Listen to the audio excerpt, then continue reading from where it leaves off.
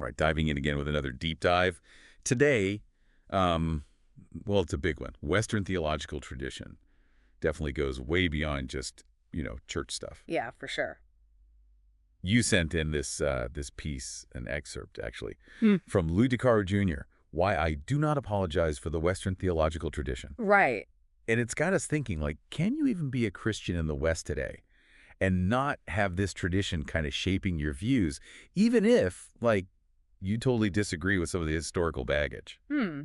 Well, you've hit the core of DeCaro's argument right there. He thinks this tradition is, it's baked into Western culture so deep that it even impacts stuff like humanism, separation of church and state, things you wouldn't think are religious at all. So we're talking like bedrock of Western thought, not just theology in a strict sense. Exactly. And to get what DeCaro's saying, you got to look back. Way back. Oh, okay. Like Augustine, his city of God dealt with how earthly and divine authority relate. Huge idea, echoed for centuries in philosophy and politics. Oh, wow, yeah. Then you've got the Protestant reformers. Individual conscience, direct relationship with Scripture, that stuff fed into things like religious freedom way down the line. And DeCaro even says abolition of slavery, something most folks see as just like basic morality, right? Yeah. That it has roots in this specific tradition. Yeah. That's bold. It could ruffle some feathers, I bet. He knows it's a controversial take. His argument is that, Christianity, as it developed in the West, it created this unique set of values. These values, they laid the groundwork for those kinds of developments, in his view. So he's saying other cultures, maybe these ideas didn't just naturally emerge. Right. That's the contrast he's making. But here's the thing, right? DeCaro doesn't shy away from the dark side. Colonialism, for example. How does he, square that with defending this whole tradition? Well, he separates the core theological principles themselves from how they've been, misused, distorted even, throughout history. So he's saying don't chuck the whole thing just because some people messed it up. Yeah, like appreciating a beautiful cathedral without ignoring that maybe, exploitative labor built it. Complex, right? Definitely a lot to think about there. And there's more. Historian Tom Holland even argues that tons of Western atheists today are actually working with, a Protestant worldview without even realizing it. Whoa, so it's like under the surface influencing everything. Seems that way. DeCaro says, and this really stuck with me, you cannot trash Western theology in simplistic terms and then keep so many aspects of your theology that have come down to you from the Bible through the West without sounding either simple or disingenuous. What's he getting at there? He's saying basically you can't cherry pick. We can't just take the parts of this tradition we like and ignore the rest. Those ideas, human dignity, individual worth, we embrace them, but they're rooted in centuries of Western theological development, even if we now think of them as universal. So even if we disagree with parts of it, knowing this tradition helps us know ourselves and what we believe. 100%. Recognizing that intellectual and cultural lineage, even if we end up, critiquing parts of it. Like you can't understand a tree without looking at its roots, the soil it grew from. We might see the fruit, but there's a whole story beneath that. Yeah, exactly. And that's what makes DeCaro's article so interesting. He's making us really think about this complex history, how it shapes us even when we don't see it. Okay, so if this tradition is that deep in Western thought, what are some of its big defining features? What sets it apart from other theological traditions? One big one is this idea of linear history, a beginning, middle, and end, which really shaped Western concepts of progress and purpose. Oh, interesting. Yeah, total contrast to more cyclical views of time you find in other traditions. Huh. Makes you realize even our concept of time is cultural. Totally. Another thing is the Western emphasis on reason and logic as the tools for understanding God, the universe. Goes back to Augustine blending Christian thought with Greek philosophy. So faith and reason, hand in hand. That's a Western thing. Big time. This emphasis on reason led to, scholasticism in the Middle Ages and paved the way for the scientific revolution. But wait, hold on. If this tradition is all about reason, how did it also get used to justify stuff like colonialism? That was often based on, straight-up prejudice, not logic at all. Yeah. DeCaro admits that's a tension. Reason was valued, but not always applied consistently. He points to natural law theories.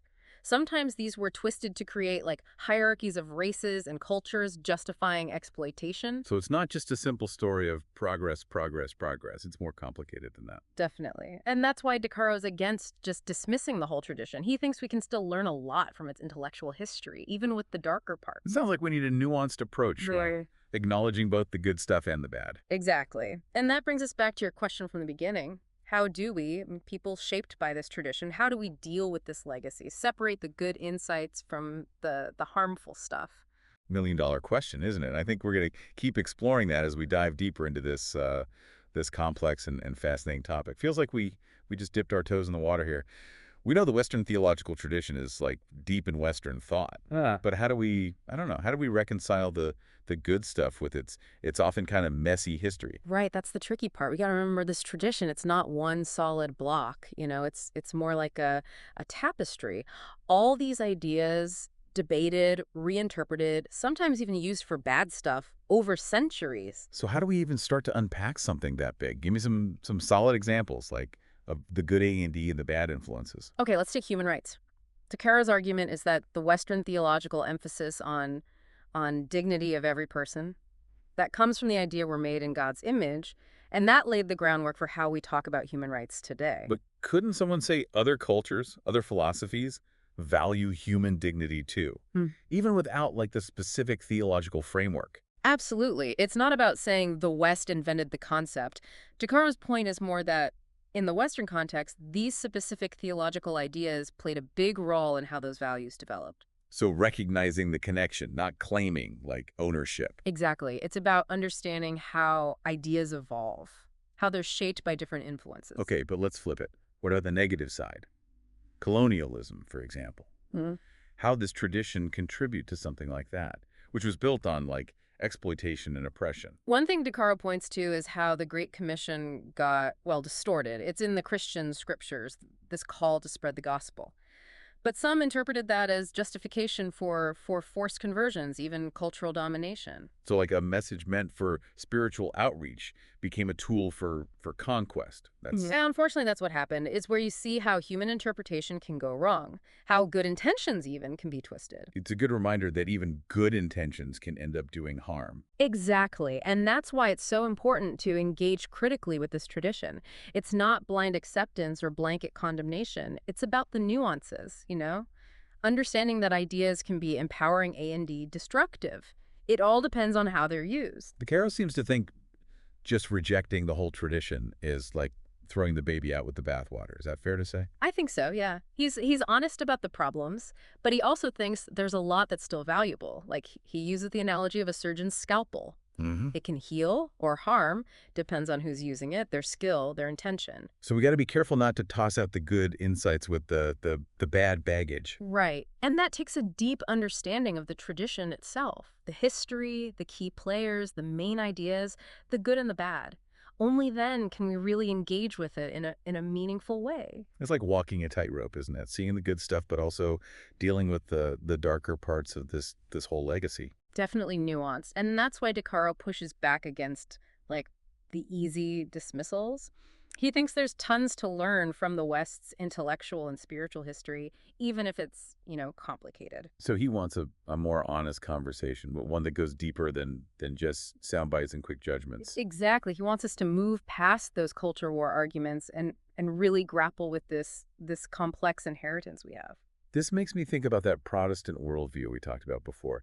How can something rooted in one specific religion be so widespread that even secular thinkers are, like, touched by it? Well, think about some of those core Protestant ideas: individual conscience, scripture's authority, a personal relationship with God. These things, they started in religion, yeah, but they've like seeped into Western culture. They shape how we understand personal responsibility, freedom of belief, even just like being ethical. So even if someone isn't Protestant, not even Christian, they might still be working within this framework shaped by those ideas. Exactly. It's like invisible scaffolding holding up a lot of Western thought, even if we don't see it. Whoa, that's kind of mind-blowing. Makes this tradition seem way more influential than we'd think at first. It really does, and it shows just how important it is to understand its history. Even if we disagree with parts of it, we can't escape its impact. Okay, so where do we go from here? We can't ignore this tradition, but we shouldn't just blindly embrace it either. What's the path forward? How do we navigate all this? That is the question, isn't it? And DeCaro, he doesn't give us easy answers, but he does offer some guidance. He emphasizes thinking critically, nuance, and being willing to wrestle with hard questions. He wants us to be, well, charitable, but also discerning when we engage with this tradition. He's asking for a more mature approach, I guess, not just accepting or rejecting, but something in between. Exactly. It's about seeing the tradition's strengths and its weaknesses, Yeah. what it contributed, but also its blind spots. And then using that understanding to try and shape a better future, a more just and equitable one. So, if we want to move past just knee-jerk reactions, where do we start? What are some practical things we can do to engage with this tradition in a better way, a more thoughtful way?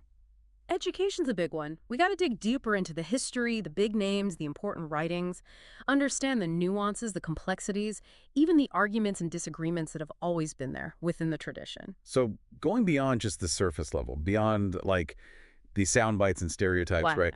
And really getting into the messy richness of this whole thing. Absolutely. And it means having those tough conversations, the ones that might make us uncomfortable, the ones that challenge our assumptions and make us look at our own biases.